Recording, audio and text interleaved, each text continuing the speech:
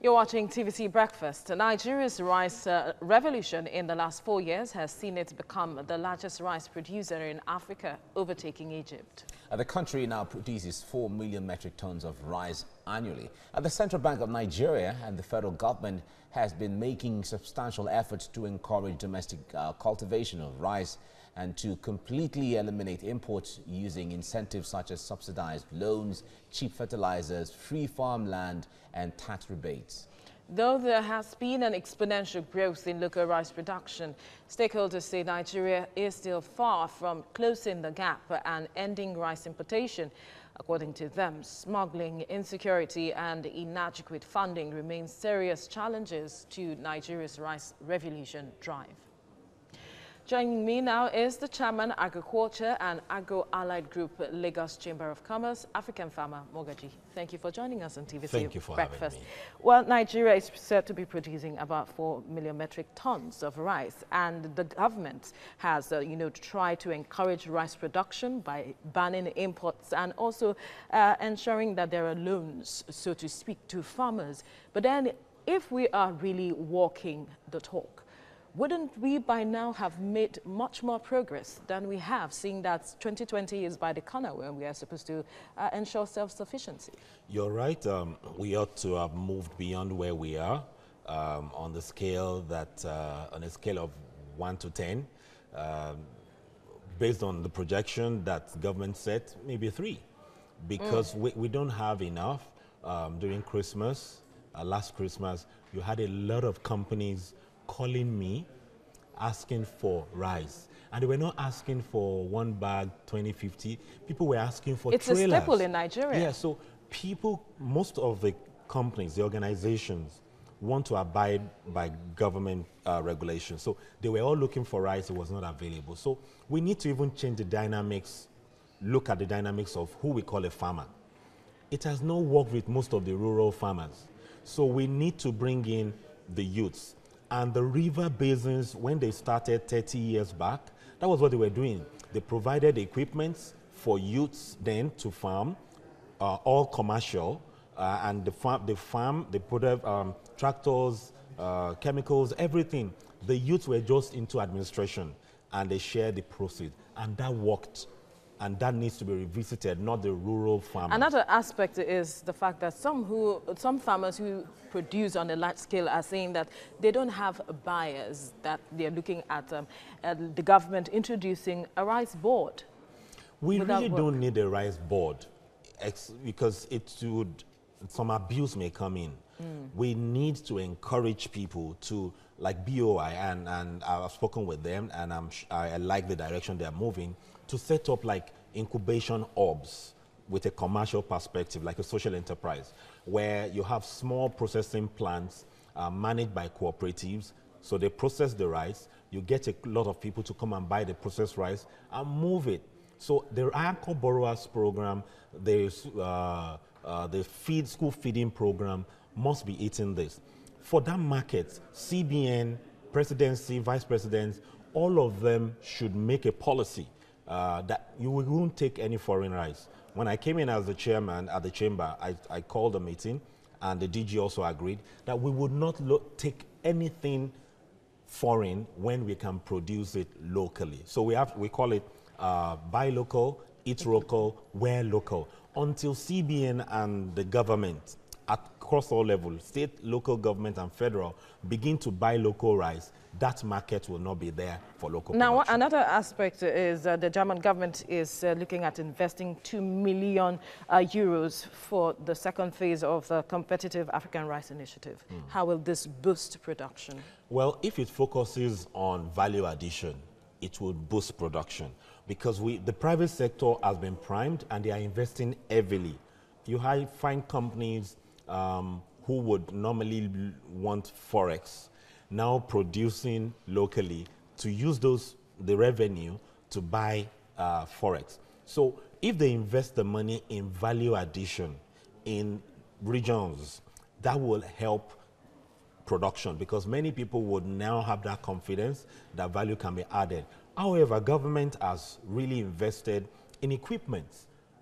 A lot, many a times we blame government. at the helm of government, but we should not. We should blame the ministry.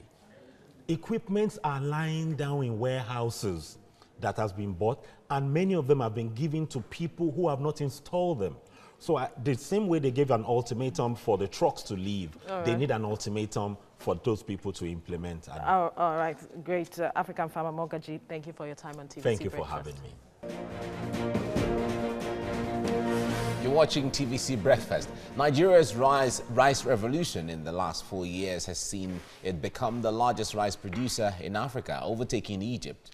The country now produces 4 million metric tons of rice annually. The Central Bank of Nigeria and the federal government have been making substantial efforts to encourage domestic cultivation of rice and to completely eliminate imports using incentives such as subsidized loans, cheap fertilizers, free farmland and tax rebates. Though there has been an exponential growth in local rice production, stakeholders say Nigeria is still far from closing the gap and ending rice importation. According to them, smuggling, insecurity and inadequate funding remain serious challenges to Nigeria's rice revolution drive. Well, joining me now is the Chairman, Agriculture and Agro-Allied Group, Lagos Chamber of Commerce, African Farmer Mogaji. Thank you for joining us on TVC Breakfast. Thank you for having me. All right, let's begin. Nigeria, despite being the largest producer of rice in Africa, is still also the largest importer of rice. That is after China. Now, and then we are supposed to, meet that self-sufficiency target by 2020, which is just a year from now. What are we not doing correctly when it comes to this aspect? Because we're still importing.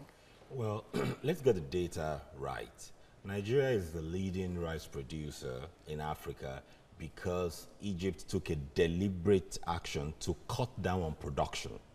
So Nigeria is really not the largest producer, because if Egypt wakes up tomorrow, changes policy, they will still be the largest. So when we work with those conversations, we're the largest because another country reduced, then it means we're not the largest. So it keeps us on our toes to be able to still plan.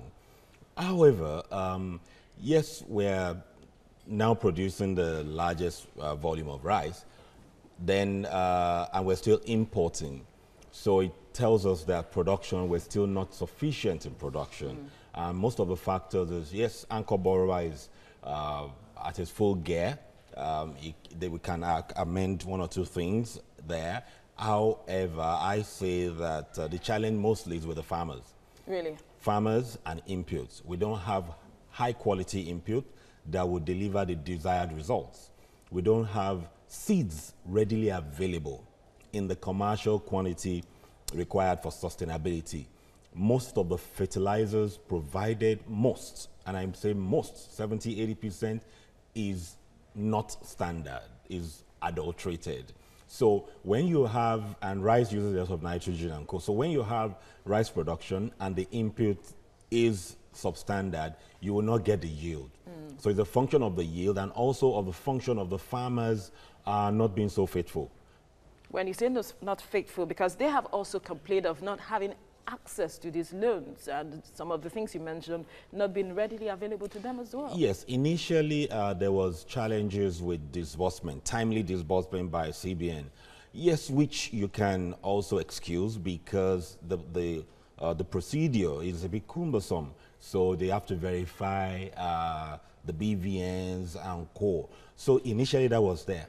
But I speak from a practitioner that travels the north because most of this rice production is most in the core north and some southwest, and I can tell you that the farmers sell this input. I witnessed in many states.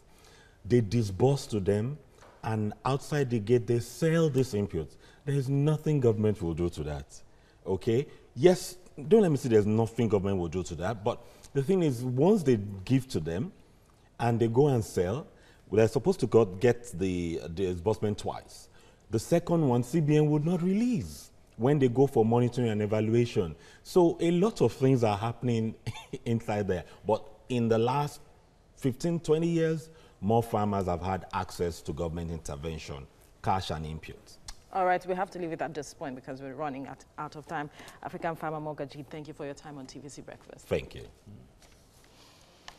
Well, so much to talk about when it comes to rice production. It's really surprising to hear that some farmers are not even, when they're begging for government to come to their aid, and government does, and they're not faithful. They're not faithful. So